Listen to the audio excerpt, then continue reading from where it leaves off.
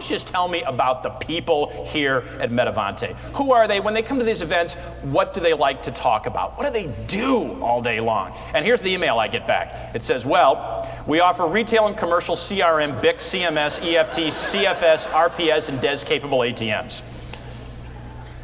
So basically all I know about this group is that apparently you stopped using complete words years ago. Is that right? What's a typical day for you folks? I'll put it in your language. I figure what? You probably get up in the AM after night of R&R, take off your PJs, drink some OJ, get to work ASAP, right?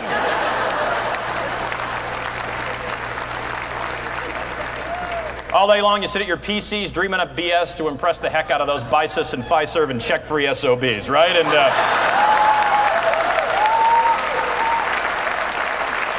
one of yours you'll make VP of R&D.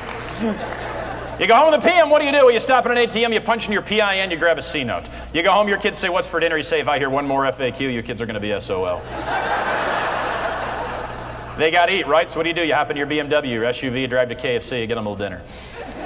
Take them home, they eat dinner, you sit around your BVDs, drinking MGD and watching HBO, CNN, MTV, and VH1 before taping ER and CSI and the VCR and catching some Z's. That's your life. Is that right, folks? That's the way it works?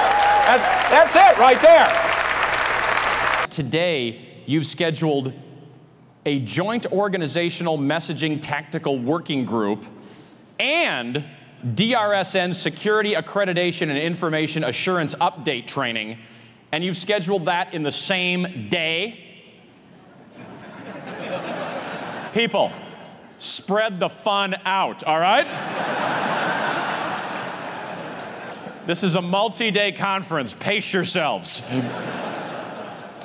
I've been doing stand-up comedy for more than 20 years, but I really consider myself more of a speaker because I perform for Fortune 500 companies and national associations, and those audiences don't necessarily want to hear about how men like dogs and women like cats, you know, the kind of stuff you hear in a comedy club. They want to hear about things that are relevant to them. We want to show everybody out here that we're a fun group. We're not afraid to laugh at ourselves. Don't be afraid to poke a little good-natured fun at DISA, who we are, and the things that we do. I said, that's great. Who are you, and what exactly is it that you do?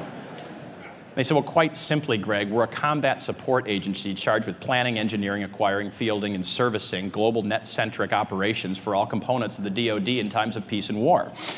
And, you know...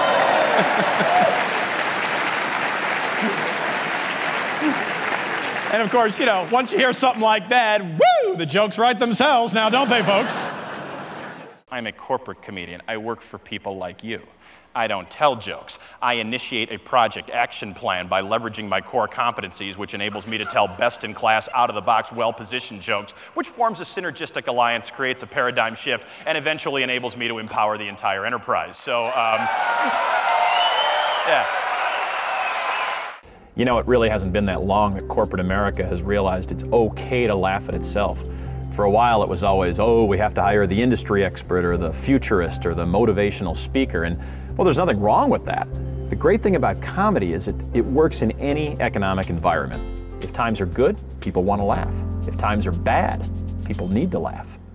I certainly think you have all the elements in place to have a successful conference. You need several of them, and I've seen most of them as I've been just observing what's been going on. I think the first thing you need is to have a great location. And I think we're all in agreement that you just can't beat Schaumburg, Illinois in December.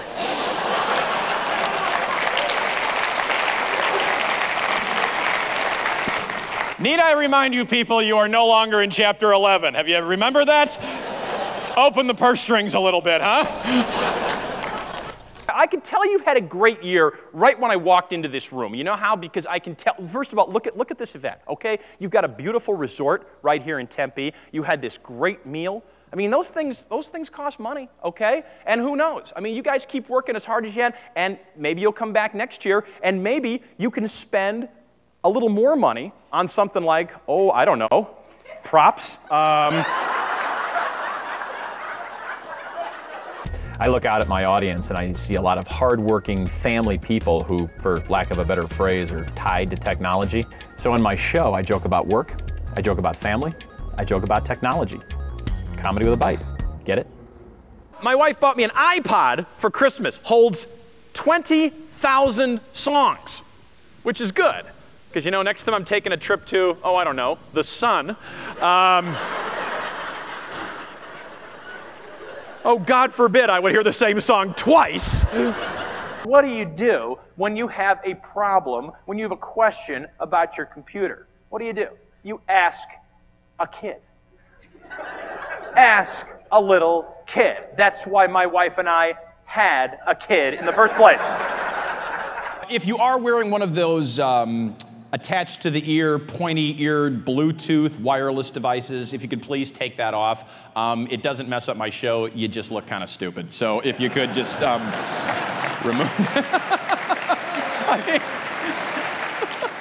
Nothing kills a room faster, and I've seen this before, than a speaker who walks on stage and says, "So, what do you guys do?"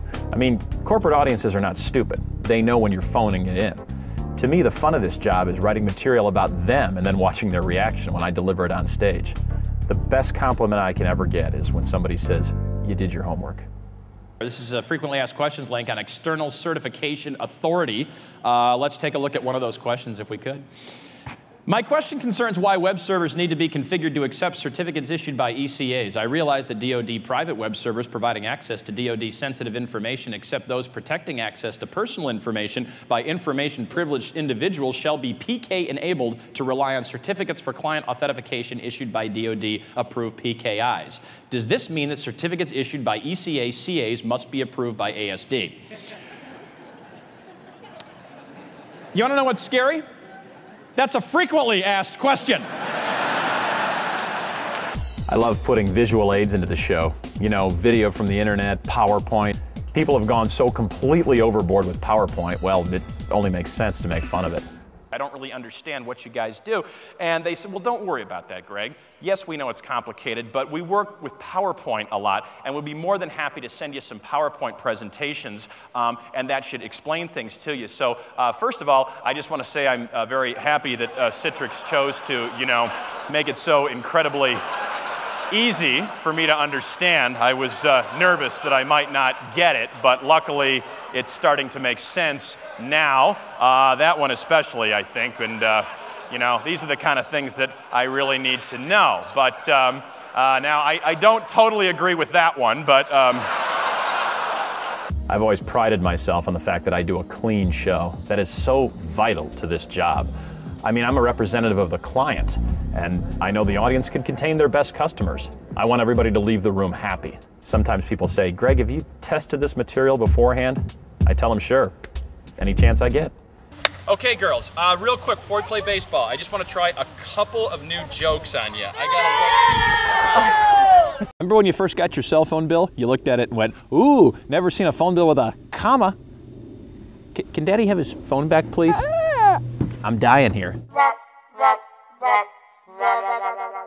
There are 5 things that need to be said on every conference call. Here they are in no particular order. See if you recognize them. Starting with this one. Who just joined? I hate to interrupt, but I have to jump off. Who was that who just jumped off? I love this one. Call me after we hang up. And then just as everybody's just about to hang up, some joker gets on the phone and says, "Okay, I'm back." Business will be around forever. Business meetings will be around forever. I want to do this forever. I can't imagine somebody coming up to me and saying, "I'm sorry, Greg, we looked at our schedule and, well, there's just no room for laughter." When that happens, I'll do something else. Thanks so much. God bless America. Thank you.